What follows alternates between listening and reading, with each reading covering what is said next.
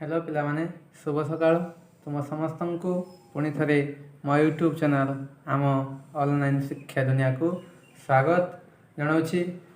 आज पुणी थे एक सुंदर कविता नहीं आसी।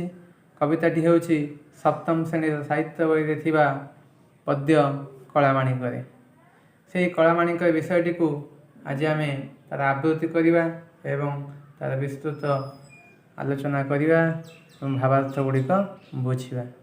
तो आलोचना करने पूर्व पिलामानंकु कहि रखिबि जदि तुम मैंने प्रथम थर यही चैनल को देखुच तेबे तले सब्सक्राइब करनियो एवं पाखरे थिबा बेल आइकन को प्रेस कर दियो जहाद्वारा तुम मैंने जेते भी मोर वीडियो मु प्रस्तुत करी से सब गुड़िक तुम सब देखिपर।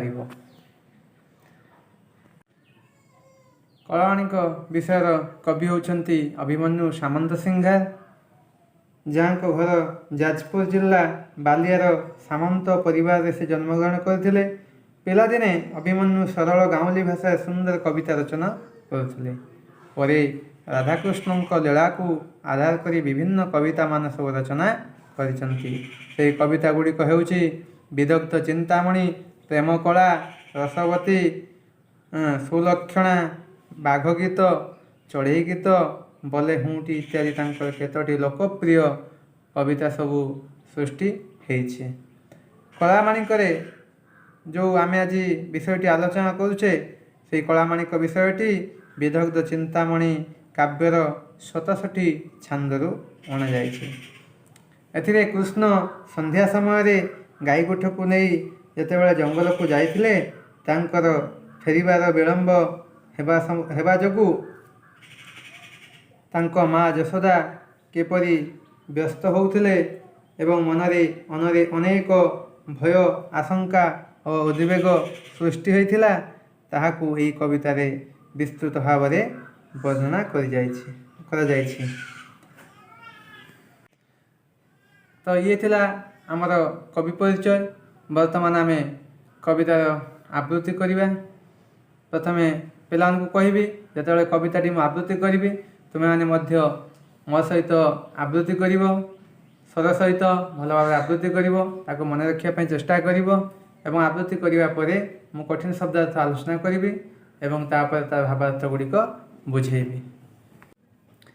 धीरे घेन कानन रे कृष्ण विलंबित मासल ममता घेनी आड़ुछंती मात मकला माणिक रे निधन संखाड़ी मोर दरिद्र पशरा अंध लौड़ी बाबुरे रत्नहार मकला माणिक रे जीव जीवन तुही नयन प्रतिमा तते की पासोरी हेब मोर सुख सीमा मकला माणिक रे डरू थाऊ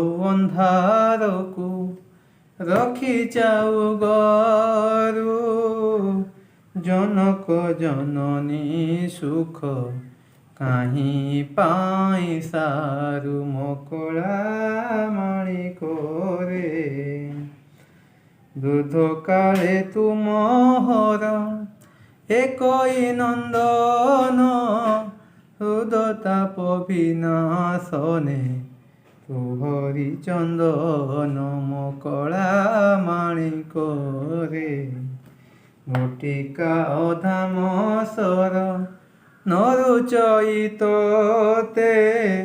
नाची लांच मागु थाऊ लबणी के महंते मकला माणिक रे तोली मु धोइले गोली होई जाऊ तुही तो दुर्बल देखी काहीं हसी बई मोही मकला माणिक रे डाकिनी लोभांती बोली डरू थाई मने ବାର ବାର ବାରୁଥାଇ ଯିବା ପାଇଁ ବନେ ମକଳା ମାଣିକରେ ନିଶାଚର ମାତିବାର ଶୁଭୁଛି ଶ୍ରୁତିକି ମୁଁ ଢଙ୍କୁଣି ଛାଡ଼ିଦେଲି ବନକୁ କାହିଁକି ମକଳା ମାଣିକରେ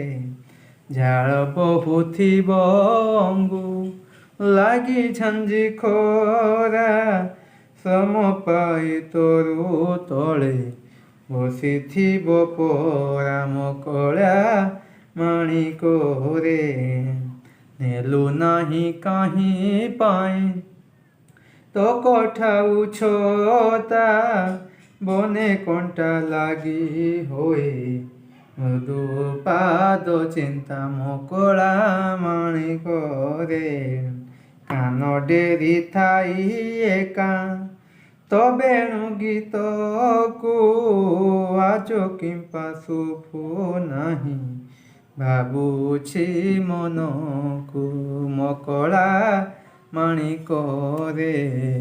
ତ ପିଲାମାନେ ଇଏ ଥିଲା କବିତାର ଆବୃତ୍ତି। ତୁମମାନେ ମଧ୍ୟ ସୁନ୍ଦର ଭାବରେ ଏମିତି ଆବୃତ୍ତି କରିବ ଏବଂ ମୁଖସ୍ଥ କରିବ। ଚାଲ ତେବେ ବର୍ତ୍ତମାନ ଦେଖିନେବା ଏହାର ବିଷୟବସ୍ତୁରେ ଥିବା କଠିନ ଶବ୍ଦ, ତାପରେ ଏହାର ବିସ୍ତୃତ ଆଲୋଚନା କରିବା। ତେବେ ପିଲାମାନେ ଇଏ ହେଉଛି କଠିନ ଶବ୍ଦ।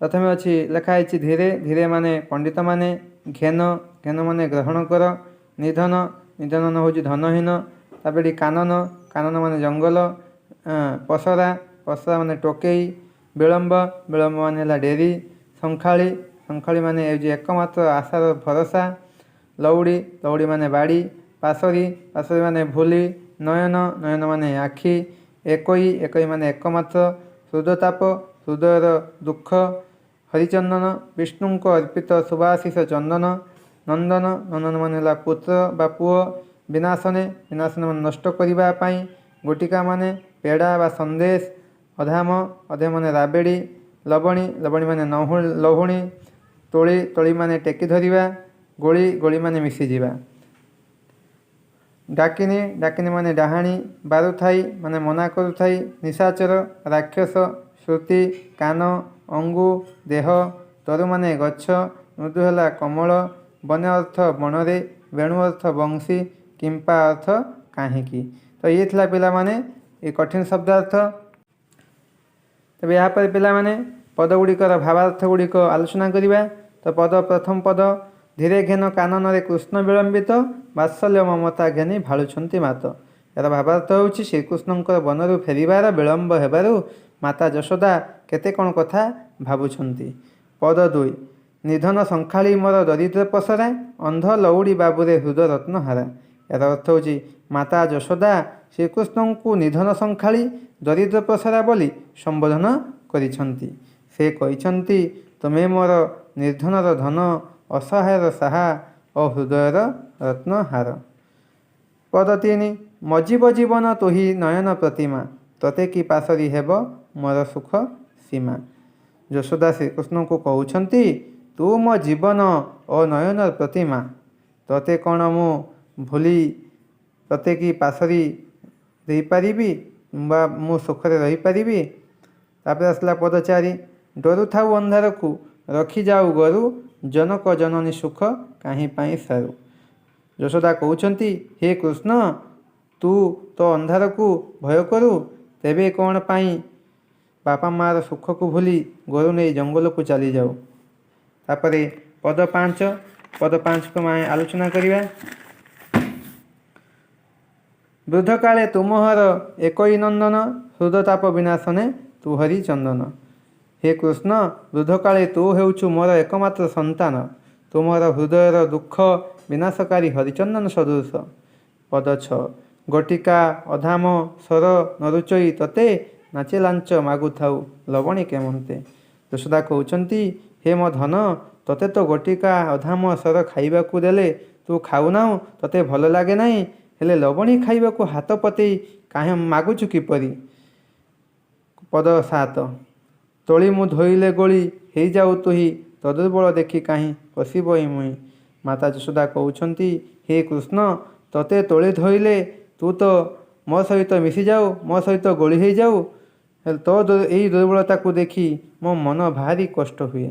ପଦ 8 ଡାକିନି ଲୋଭାନ୍ତି ବୋଲି ଡରୁଥାଇ ମନେ, ବାର ବାର ବାରୁଥାଇ ଯିବା ପାଇଁ ବନେ। ବଣରେ ଡାହାଣୀମାନେ ଉପଦ୍ରବ କରନ୍ତି, ତେଣୁ ତୋତେ ମୁଁ ସେଥିପାଇଁ ବଣକୁ ଯିବା ପାଇଁ ବାରଣ କରେ। ପଦ 9କୁ ଆସିବା। ନିଶାଚର ମାତିବାର ଶୁଭୁଛି ଶ୍ରୁତି କି, ମୁଁ ଡଙ୍କୁଣି ଛାଡ଼ିଦେଲି ବନକୁ କାହିଁକି। ଏହାର ଭାବାର୍ଥ ହେଉଛି ଯଶୋଦା କହୁଛନ୍ତି, ହେ କୃଷ୍ଣ, ବଣରେ ତ ରାକ୍ଷସ ମାତିବାର ଶୁଭାଯାଉଛି, ତେଣୁ ମୁଁ ଡଙ୍କୁଣି କେମିତି ତୋତେ ଜଙ୍ଗଲକୁ ଛାଡ଼ିଦେଲି। ପଦ 10 ଝାଳ ବହୁଥିବ ଅଙ୍ଗୁ ଲାଗି ଝାଞ୍ଜି ଖରା, ଶ୍ରମ ପାଇ ତରୁ ତଳେ ବସିଥିବ ପରା। ଏହାର ଭାବାର୍ଥ ହେଉଛି ମାତା କହୁଛନ୍ତି, ହେ କୃଷ୍ଣ, ଝାଞ୍ଜି ଖରା ଲାଗି ତୋ ଦେହରେ ତ ଝାଳ ବହୁଥିବ, ତୋତେ ତ ଭାରି ପରିଶ୍ରମ ହୋଇଥିବ, ତୁ ତ ଶ୍ରମ ପାଇ ଗଛ ତଳେ ବିଶ୍ରାମ ନେଉଥିବା ବସି ପଡ଼ିଥିବୁ। ପଦ 11 ନେଲୁ ନାହିଁ କାହିଁ ପାଇଁ ତୋ କଠା ଉଛତା, ବନେ କଣ୍ଟା ଲାଗି ହୁଏ ମୃଦୁପାଦ ଚିନ୍ତା। ମାତା କହୁଛନ୍ତି, ହେ କୃଷ୍ଣ, ତୁ କାହିଁକି ତୋ କଠା ଓ ଛତା ନେଲୁ ନାହିଁ, ବା ବଣରେ ତୋ କମଳ ପାଦରେ କଣ୍ଟା ଲାଗି ତୋତେ ଭାରି କଷ୍ଟ ହେଉଥିବ। ପଦ 12 ବା ଶେଷ ପଦ କାନ ଡେରି ଥାଇ ଏକା ତ ବେଣୁ ଗୀତକୁ, ଆଜି କିମ୍ପା ଶୁଭୁ ନାହିଁ ଭାବୁଛି ମନକୁ। ଯଶୋଦା ଶେଷରେ କହୁଛନ୍ତି, ହେ କୃଷ୍ଣ, ତୁ ଗୋରୁ ଘେନି ଫେରିବା ସମୟରେ ମୁଁ ତୋର ବଂଶୀ ସ୍ୱରକୁ ଅନେଇ କାନ ଡେରି ବସିଥାଏ, କିନ୍ତୁ ଆଜି କାହିଁ ମୋତେ ତୋର ସେଇ ବଂଶୀ ସ୍ୱର ଶୁଭାଯାଉ ନାହିଁ, ସେଇ କଥା ମୁଁ ବସି ଚିନ୍ତା କରୁଛି ବା ଭାବୁଛି। ତେବେ ପିଲାମାନେ, ଇଏ ଥିଲା ଆଜିର ଏ ଅଧ୍ୟାୟରେ ଆଲୋଚନା। ପୁଣି ପରବର୍ତ୍ତୀ ଅଧ୍ୟାୟରେ ମୁଁ ନେଇ ଆସିବି କଳାମାଣଙ୍କ ବିଷୟର ପ୍ରଶ୍ନ ଉତ୍ତର ତୁମ ସାମନାରେ ରଖିବି। ସେତେ ପର୍ଯ୍ୟନ୍ତ ତୁମେ ଏ ବିଷୟଟିକୁ ଭଲ ଭାବରେ ପଢ଼ି ନେବ ଏବଂ ବୁଝିବ, ତାହେଲେ ତୁମକୁ ସହଜ ହେବ। ତ ଆଜି ପାଇଁ ଏହି ଅଧ୍ୟାୟଟିକୁ ଏଇଠି ସମାପ୍ତ କରୁଛି। ତେଣୁ ଶେଷରେ ଏତିକି କହିବି ଯେ ତୁମେମାନେ ଘରେ ରୁହ, ସୁସ୍ଥ ରୁହ, ଅତି ଆବଶ୍ୟକ ସ୍ଥଳେ ବାହାରକୁ ଯାଅ, ନଚେତ୍ ଘରେ ରୁହ, ମାସ୍କ ସାନିଟାଇଜରକୁ ବ୍ୟବହାର କର। ଏତିକି କହିବି। ଧନ୍ୟବାଦ।